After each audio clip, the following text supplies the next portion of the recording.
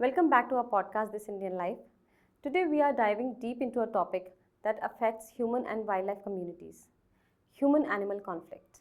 Today we will explore the causes of these conflicts, share some real-world problems, and discuss innovative solutions that helps us protect both wildlife and human livelihoods. I'm excited to introduce our guest who's a leading expert in this field, Dr. Abhishek Ghoshal, who heads Human-Wildlife Conflict Mitigation Division at Wildlife Trust of India. Welcome to the show, everyone. It's a pleasure to have you here. So, Abhishek, first of all, thank you so much for being here. Tell me briefly about WTI, Wildlife Trust of India. What happens there, and what is your role as a conflict mitigation expert? Right. So Wildlife Trust of India is a conservation action organization, and we have projects across different parts of the country, addressing different issues and challenges regarding wildlife conservation. So we have divisions like species recovery, PA recovery, rescue and rehabilitation, and there's one of the division which is Human Wildlife Conflict Mitigation Division, and I have the responsibility to look after that division since last year. Since last year? Yeah. Okay. And we work, through this division, we work across 6 regions of India. The Tarai landscape in Uttar Pradesh, Manas in Assam, Sundarbans in West Bengal, Central India, the tiger and elephant dominated protected areas. We work in Odisha, and we also work in Wayanad, Kerala. Okay, Abhishek, tell me, what is the conflict? What is, जब हम समझना चाहते हैं, like people, what is the conflict actually, human and wildlife के अंदर, और ये होता कहाँ पे conflict? So whenever there are recurring interactions between humans and wildlife, be it wild carnivores or be it wild herbivores, and there is recurring loss on, say, impacts on livelihoods of people. When there are repeated risk to the lives of people, that's when conflict arises, and that's when people start complaining about having wildlife in their backyard. And in many cases, people try to retaliate. Yeah, of course. And of course.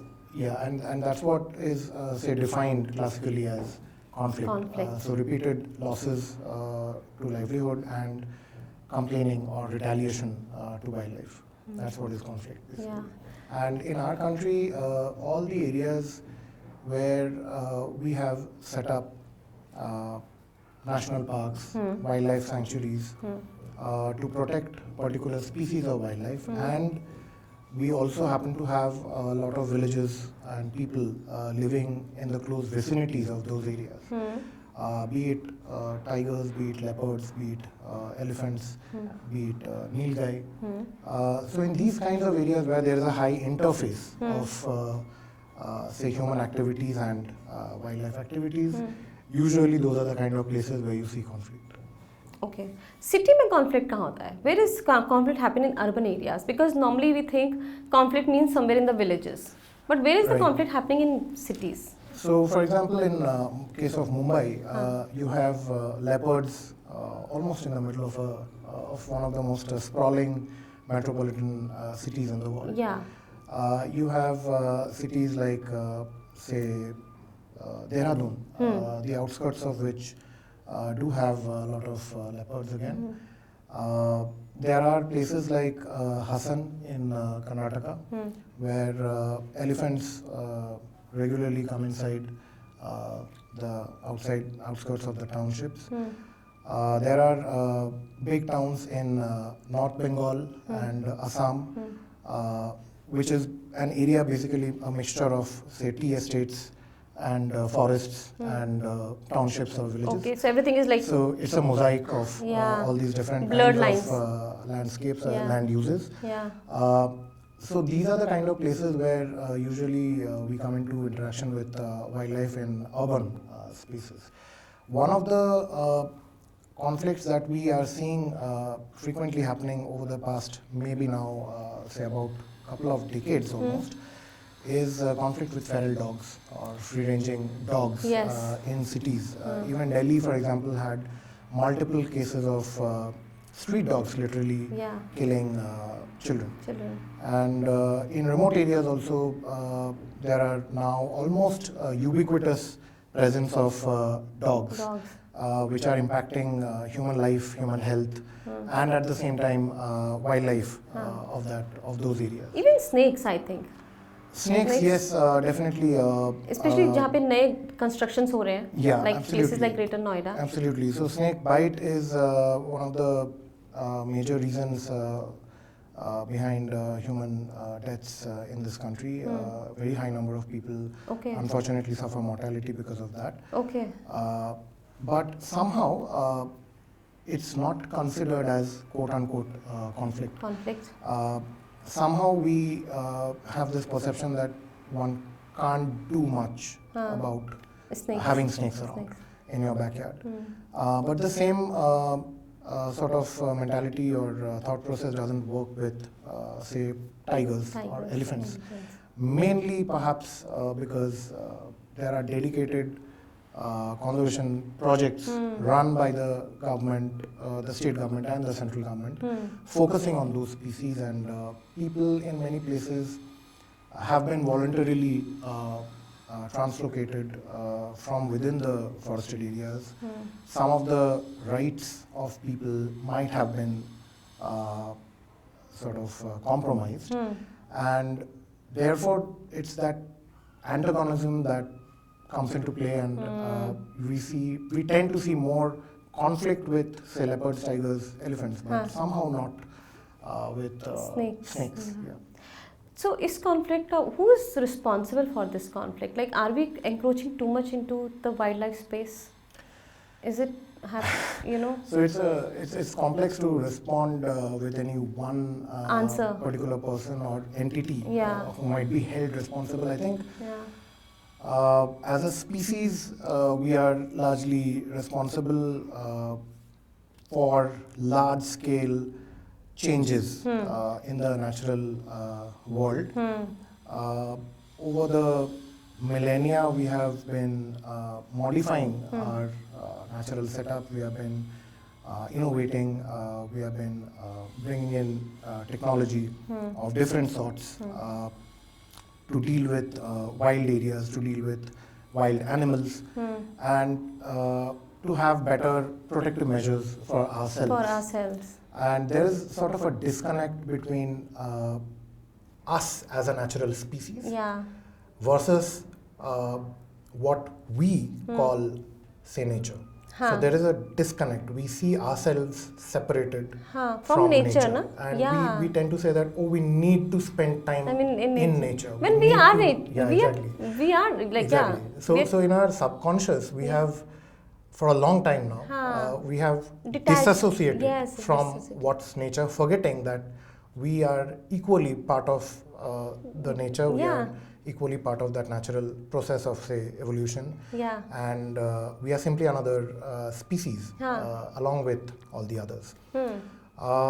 So it's a combination of starting, say, at a larger scale with the changes that we have brought about in our natural surroundings, say, clearing patches of forests for agriculture, for expansion of villages to townships, townships to cities, industrialization, mining, linear infrastructure expansion, and the list goes on.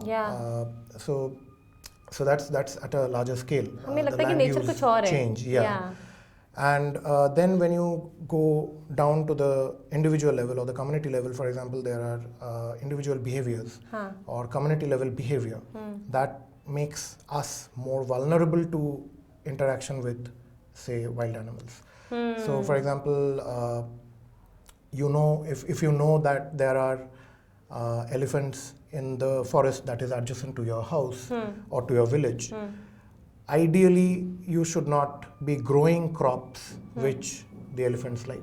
You shouldn't be growing, say, an orchard, or you shouldn't be farming orchards with fruits that attracts, say, elephants. Similarly, say if you are living in a particular town or village which is close to a forest that has tigers or leopards, usually and ideally you shouldn't be, for example, going out there, say to defecate in the open. You ideally shouldn't be keeping your children unprotected, unsupervised out in the open.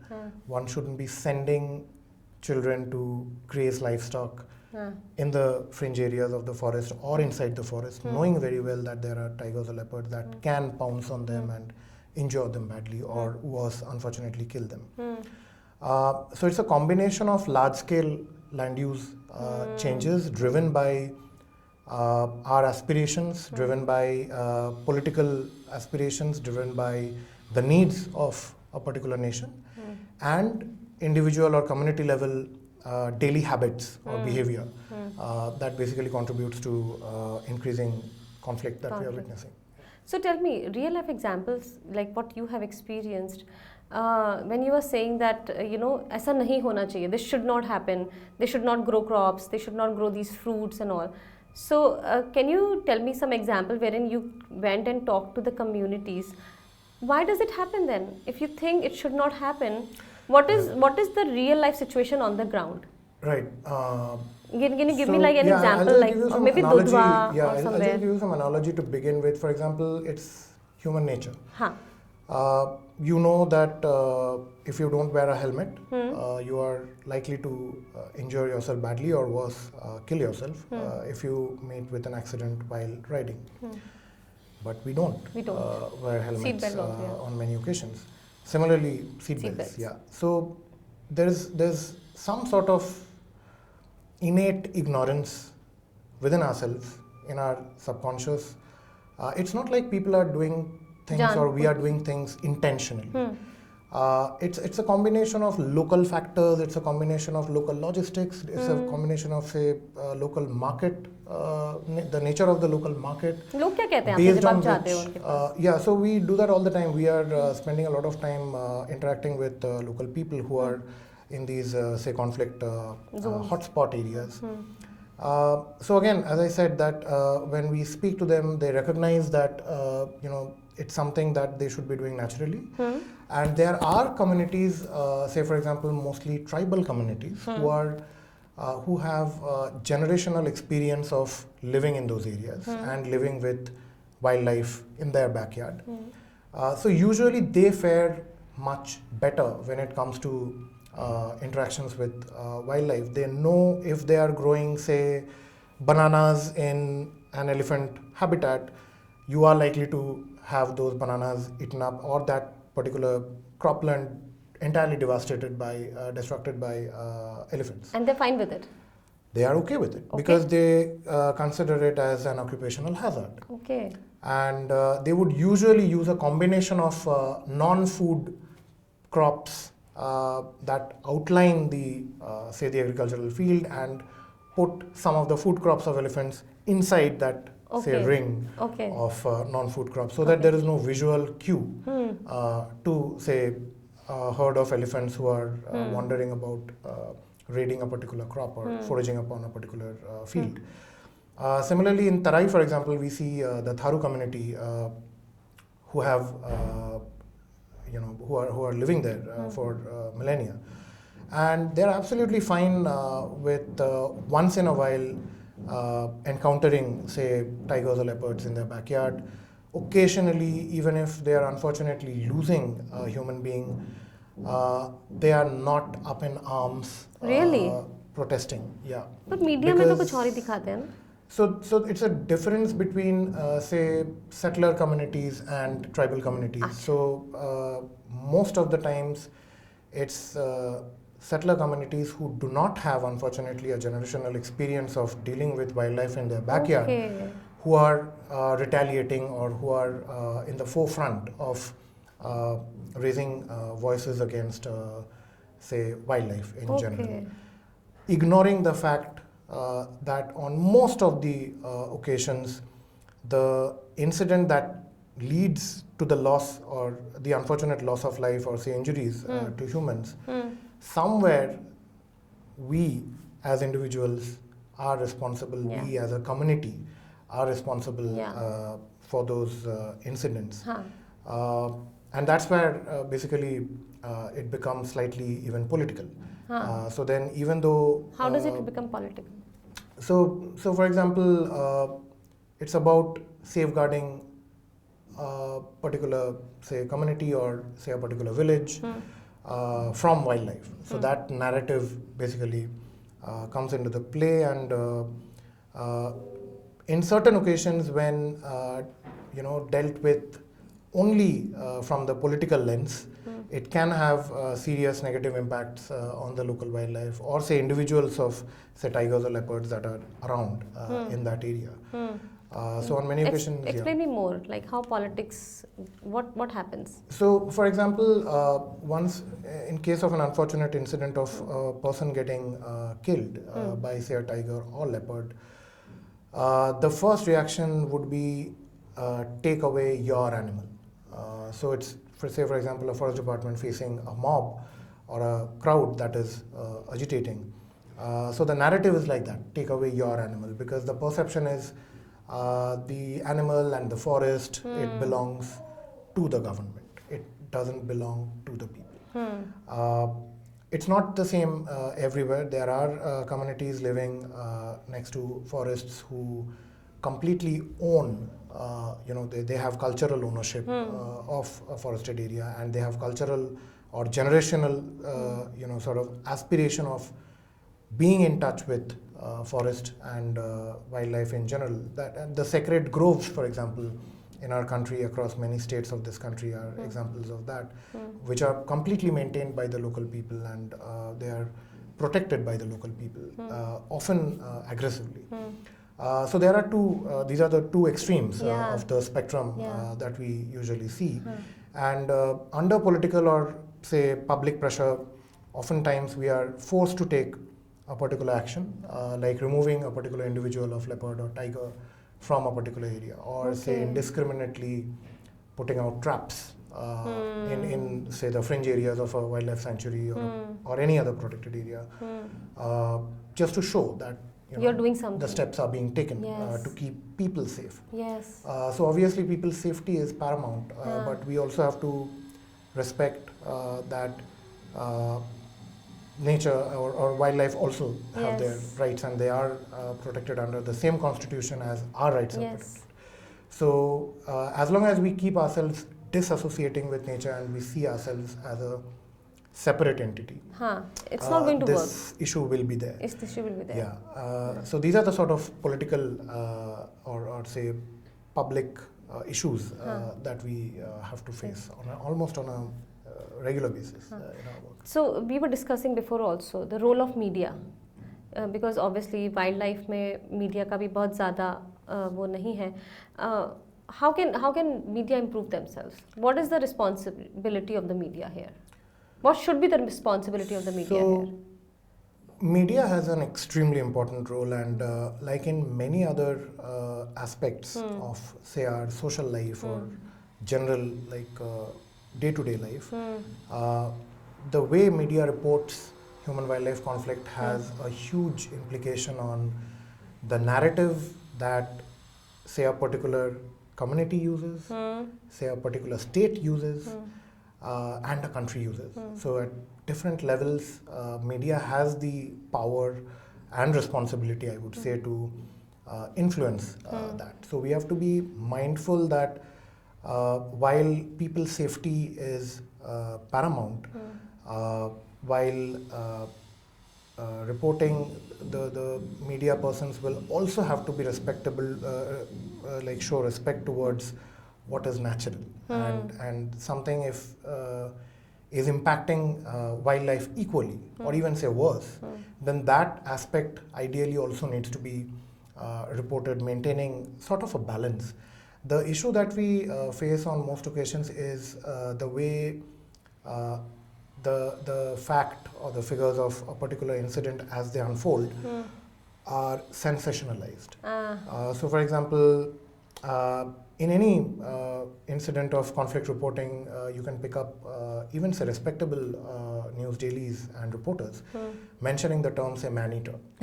Yes. Narkhadak. So while that obviously helps It's like to attract a lot of attention, we have to acknowledge that it is absolutely unscientific. yeah. There are conditions that have to be met before an animal can be called a आप मुझे बता रहे थे कि man eater ऐसा होता नहीं है. Absolutely. Right? So it's very rare. It's very rare. So only when on certain occasions, say a tiger or leopard or any other carnivore is repeatedly stalking, killing and eating human flesh, only then one can call that particular individual or set of individuals as man-eater. And it is under very specific situations or conditions because of which a tiger or a leopard might turn into a man-eater. It could be related to the health conditions of that particular individual. कि वो शिकार नहीं कर पा रहा है. Exactly. It could be injured. It could be just a broken canine or something like that. It could potentially be, say for example, a particular subadult individual is trying to establish a territory, but then because of competition with other individuals, that individual had to take refuge, say near a particular village, say in one of the sugarcane fields of Tarai, for example. And obviously that individual is likely to come into interaction with livestock and people of that area and get converted into a man-eater. But it is only under those very specific conditions that one can call a particular animal man-eater or human eater. It's not natural for carnivores to be man-eaters, basically. That's what you're saying. These are aberrant individuals, occasional incidents of man-eating or human-eating that we usually encounter. So I think media has a huge role in that sort of things, in say having some standard of reporting in those terms, because it creates a narrative that immediately puts the entire community of people of that area, the entire machinery of the government against wildlife, thereby completely putting the balance off and having a very narrow view of the options that are available to deal with a particular situation. What you're saying is that journalists should do their research, their due diligence before putting it out there. It's not something which is just like khatam kara, 1 ghante mein report karke. Like any other services, and if one has to be professional, then I guess there's some degree of research and background information that needs to be validated or cross-checked before such reporting. Yes. So what is the current challenge right now for you as the it is reducing the frequency of human-wildlife conflict in different landscapes. Which is one of the landscape which is mostly affected right now? So the nearest landscape from here is, for example, the Tarai in Uttar Pradesh, in Uttarakhand. And that's a challenge that we have been facing for a long time, and in certain places like Sundarbans, for example, we have been able to turn things around drastically over the last, say, 6 odd years. Just by bringing people together to respond to conflict situations in a more responsible manner and in a more humane manner, by engaging with children of that area, by involving the people in setting up some of the interventions that we do, and by engaging them in the monitoring efforts of those interventions. So it's by involving people in the very interventions that they are sort of co-implementing. There's been a sea change in the attitude of the entire community of a particular block. And the transition is very stark. So for example, back in 2016-17, we wouldn't be welcome in a particular village. The local forest department officers wouldn't be welcome in a particular village. From there, we have now a situation where we are, along with the people, we are addressing conflict situations together. The children of those areas are leading say nature sensitization in that area. So that sort of transition is possible, and that gives us the hope and the motivation to continue the work that we are doing. So how do you personally stay motivated, in these physically and emotionally challenging situations? Is it emotional? It is. Whenever we are, say, losing, say, even a single human life, unfortunately, because of conflict, or on the other side of the coin, we are losing, say, one leopard or one tiger or one elephant somewhere. It's extremely heartbreaking and it's challenging. But there are examples of things changing dramatically.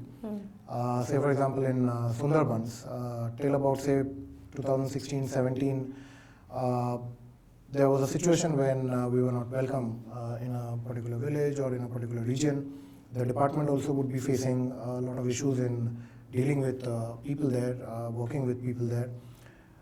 From that sort of a situation over the years, over the last 6 years or so, just by working closely with the local community, working closely with the local children, we have been able to transform the entire scenario to a situation where now people themselves work with us voluntarily in responding to conflict situations, in helping us getting a tiger back into the forested zone.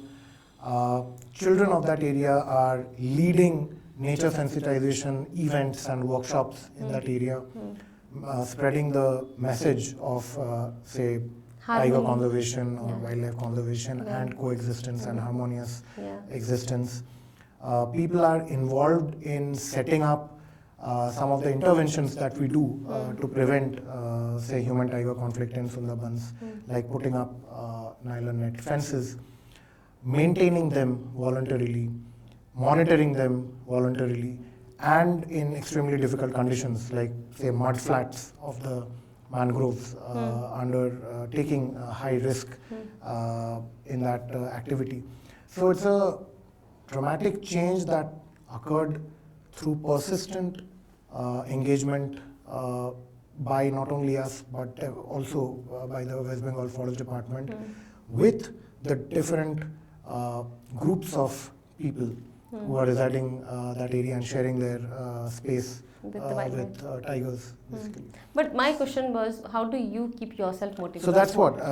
So where we see that, okay, over a period of say 5-6 years of hard work, we can bring this change in the way how a particular community perceives wildlife, how a particular community perceives us. That positive transformation is the motivation. And also there are incidences, for example, in Katania Ghat, there are unfortunately children who get attacked, unfortunately, by leopards. In multiple cases, we have been able to provide immediate medical relief to the child and to the family. They have recovered, come back, we continue to engage with them. And when such a kid, say a little girl, who's 6 or 7 years old, and we are saying, बेटा आप तेंदुआ से गुस्सा तो नहीं हो? तो बोलते हैं बिल्कुल नहीं, वो तो एक जंगली बिल्ली है, अगर मेरे भी सामने कोई अचानक से आ जाएगा तो मैं भी डर जाऊंगी और मैं भी शायद सेल्फ डिफेंस में आत्मरक्षा के लिए मैं भी आक्रमण कर बैठूंगी. So a kid of 6-7 years old, if she can have this conscience, if she can have this, say, belief, then that basically is a huge motivation for us. Then it can transcend to individuals and communities across larger areas that will help people and wildlife coexist. Yeah, my God, this is so like touching, for a kid to be so understanding of the situation. Exactly. The situation. How do you want to continue? So what are the next challenges for you? Like you have just joined like last year. So what are the challenges that you see in the next 2-3 years? The biggest challenge for us is in dealing with human-wildlife conflict is the lack of a general, say, protocol, because every situation is different, every landscape is different. People have different kinds of challenges everywhere, and each of the species are very different. So you cannot have a single textbook sort of approach that To will every- help you deal with the different kinds of situations across the different Landscapes. social, economic, and political scenarios. Huh. So we have to keep on adapting to those Okay. situations and having resources, both human resources and financial resources available for making that possible is one of the biggest challenges in today's world. And fortunately, we do have support from our donors like, say, Chester Zoo, IFAW, the US Fish and Wildlife Services, Rewild.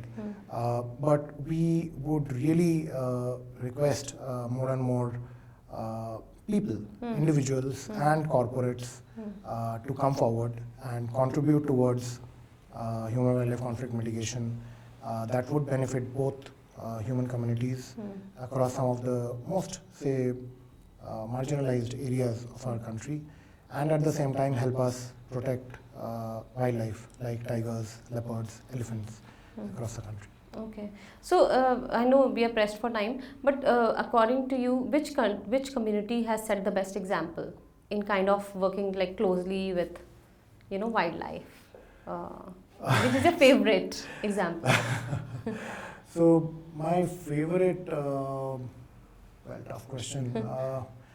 I would say it's a joint favorite. I would say Bishnoi community in Rajasthan, who have set the standards, I would say, of coexisting with wildlife in their backyard. The other community would be Tharu community of Tarai. Okay. It's one of the most inhospitable. It used to be one of the most inhospitable landscapes, dominated by swamps, tall grasses, mosquitoes.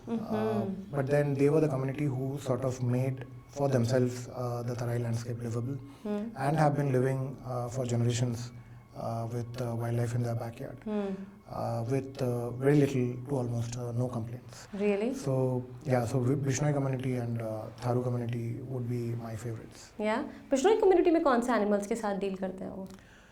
Chinkara, blackbuck, Great Indian bustard, they have played a huge role in conservation of these species, and they have been also very forthcoming in offering, say, more lands, community land for wildlife conservation, like particularly Great Indian bustards. Okay.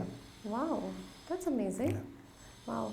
Diwali is coming, Diwali is approaching. What can we do? What can we mortals do for the wildlife? क्या कर सकते हैं? Urban wildlife के लिए.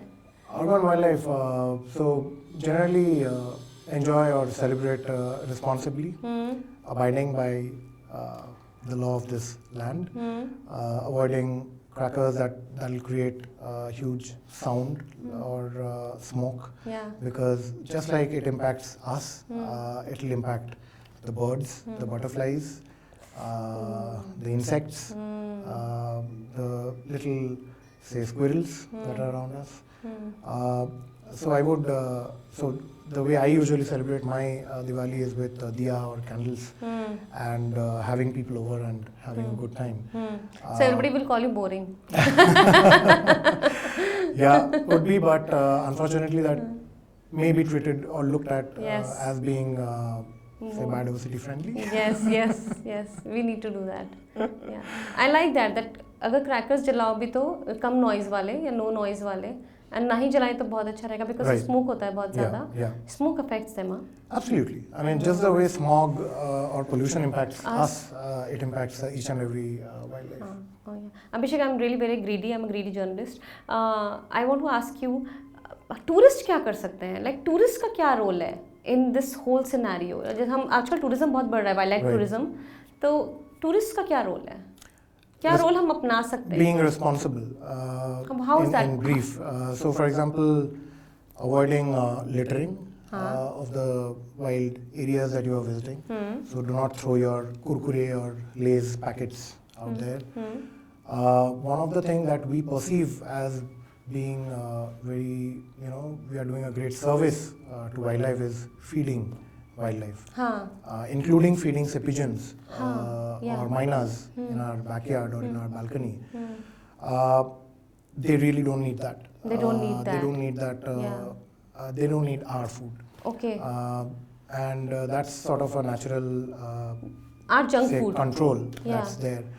I've seen things like people offering kurkure and, chips to say macaques or say monkeys by the side of the road. It's not good. To offering say peanuts to peafowls. Yeah. And there are instances where people really go take a step forward and try to feed even an animal in a zoo. Yeah. And end up losing their arm. Yeah. So obviously one thing that we need to keep in mind is whenever we are going into any wild area, let us just enjoy that area and let us only come back with memories. Let us not keep anything there other than our say footprints. I would say. So that is very important, and we need to we need to be mindful tourists. That's all. Do you think we need to have more wildlife education in schools?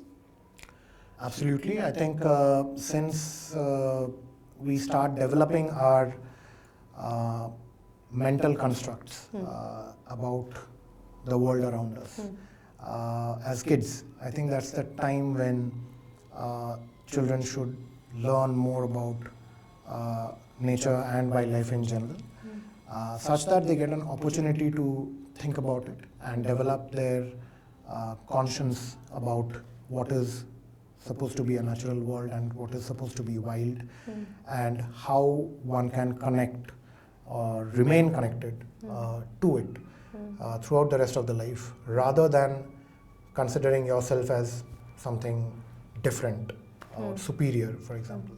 So that is, I think, very important, and that could lead to a generational shift in how we as humans perceive nature and wildlife. So that's one policy change that you probably would want, that in education policies we need to have more curriculum. Absolutely. So that could be one policy change in our say education field, realm, that can be a game changer in the longer term, definitely. Not like a topic which we do only once in a year. It has to be a part of the education. It has to be part of the curriculum. It has to be just like, say, for example, say science. We start with the most basic elementary science when we are at our first, second standard, and then gradually it gets complicated and more, say, challenging, more problem solving. Yeah. So you develop the skill of looking at a mystery or understanding something which is, say, mysterious, and then you want to resolve that. So that's how one grows his or her interest in one or the other field, be it arts, be it science, doesn't matter. So that sort of thing is right now, I think there's a gap in terms of what's nature, what's wild is missing from our curriculum, other than life sciences, which includes a lot of other things as well. So I think environmentalism or say curriculum on, say, nature generally would be really helpful. Cool. Is there anything else that you would want to add? Something that you think, except for thinking about the cab? Not really. Cab is here. Billy? Not really. Yeah? Nothing that comes to my mind right now. We have covered most of it. We have I covered. believe so. Yeah? Yeah. Okay, great. Well, Abhishek, thank you so much. Thank you so much. Thank you. I hope. Thank you to your team. Yes. No, thanks to you and Madhumay. And I hope, we do something about the education. I hope somebody is listening and, we'll add this to this. Let's keep our fingers crossed. Let's keep our fingers crossed. But thank you so much and wish you a very happy Diwali. Pleasure. Yeah, Same thank to you. you. And to all our audience. Yeah. Thank you so much. Thank You you have a so nice much. day. Yeah, Thank you you. too.